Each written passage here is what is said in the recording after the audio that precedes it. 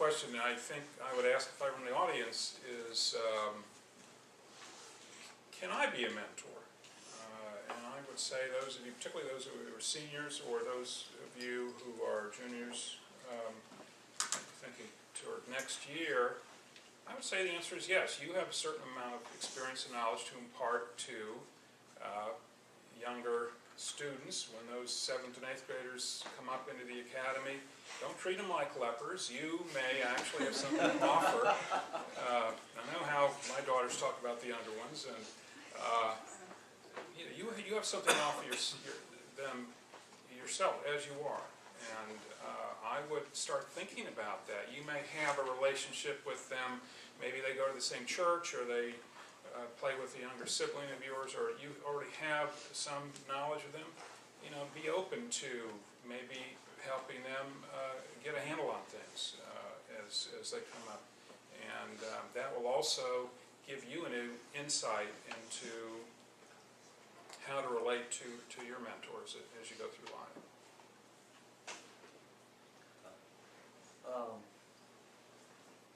Well, if I were in the audience, I'd say, gee, Mr. Todd, I really liked what you read there. Where can I get your book? And if you really want one, you can go to Amazon.com, look up Lockbox 436, and you can find it. Okay, no, seriously. No, seriously. I would say that the question that you're not asking, that you probably should be asking, is, do you think you're a success? And I would have to say,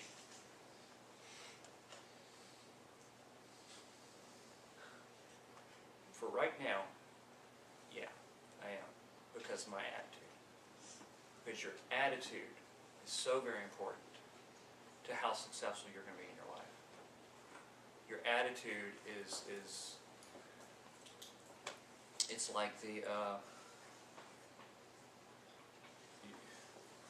there's no verse in the Bible that says, when things get bad, thou shalt be mopey.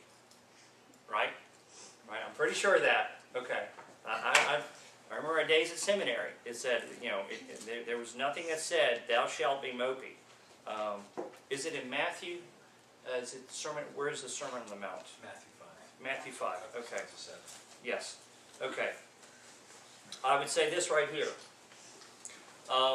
And this is classic for attitude. This is when you look at attitude. Okay. Listen to this. Blessed are you when they insult you and persecute you and falsely say every kind of evil against you because of me. Be glad and rejoice, because your reward is great in heaven. For that is how they persecuted the prophets who were before you. Okay? When you start to become successful, when you start to achieve in your life, don't think it's going to be a cakewalk, ladies and gentlemen. Because it's not. Because every single person out there is going to come against you in one form or fashion or another. And you have to, you have a choice. You can either say,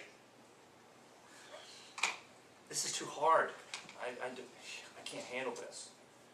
Everybody's just down on me. Lord, why are you doing this to me? Or you can rejoice at your persecutions, because He's testing you, He's weighing you out, and if you persevere and persist, your reward will be great. Mine's totally kind of a different direction, but I would ask, if I were in your place, I would want you to ask, I'd like to see you ask, how do you discern God's will in your life? And you're coming upon 11th, 12th grade, college age, and on beyond, career and all that stuff. And you need to figure that out. You need to have a plan and a process and a procedure for going about that, and there are ways, and I'm not here to do that. You talk to men like your parents, like your pastor, you talk to older, wiser people, and maybe people just a little bit older than you, so they're just out starting their careers. You expect how they live their lives, and figure what are they doing? How did they figure that out? How did God lead you in that? How did they, there is a process. It's not like a perfect written down process, but there's certain elements God will use to guide you, and you need to figure that out because it's coming up. And You may have a father that does kind of lay off you and say, well, you got to figure this out, and that's a pretty scary time. You may have a parents who kind of control, well, you're going to do this, you know, so, or maybe somewhere in between. So, but nonetheless, at some point, you're making decisions, and you make right ones, you make wrong ones, but you want to do the best you can at the time. So I think it's a very important thing to start thinking about. Particularly pastor and parents are a great place to start. How do I figure out what God wants me to do? How do I figure out how to get going toward where I'm supposed to be?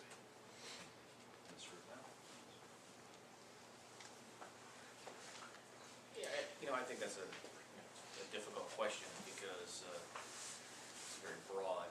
If you say,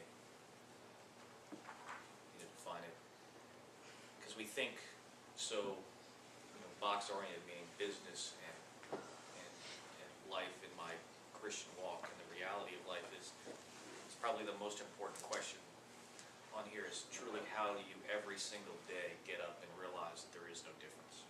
There is no difference between business, because I believe that the first business was ultimately the church that he created, and we as humans have completely bastardized it.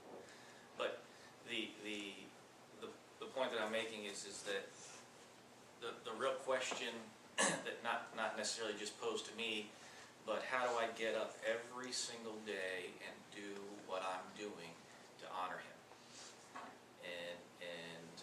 And if I do that, he ultimately will bless it. If I don't, what will happen? I don't know if that necessarily truly defines the point of the question, but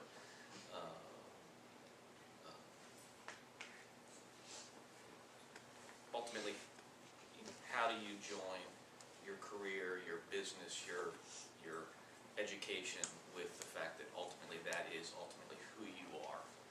They're not separate. And I don't have the answer, but it's a good question. Can I just chase that for a second, Wayne, with your permission, and Wayne, with yours, of course.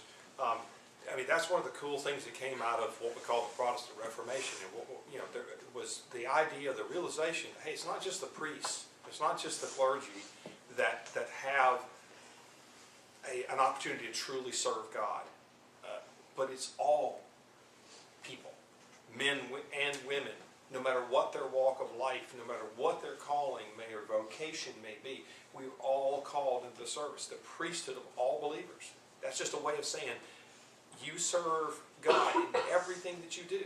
Whatever your hand finds to do, you do it to the glory of God. And God can be honored in any profession.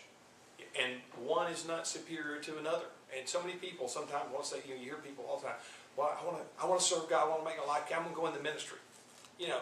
In some places, that would be a disastrous thing, because you can't have everybody being supported by the word. There's got to be people that send. There's got to be people that go, that finance the kingdom. And we can't all do the same job. It's like let's say we're all going to be first baseman on a baseball team. That's crazy. You can't play the game that way. We need everyone, and all of it's holy, all of it's sacred. And so I couldn't help but jump on that way, but you're so right in what you're stressing.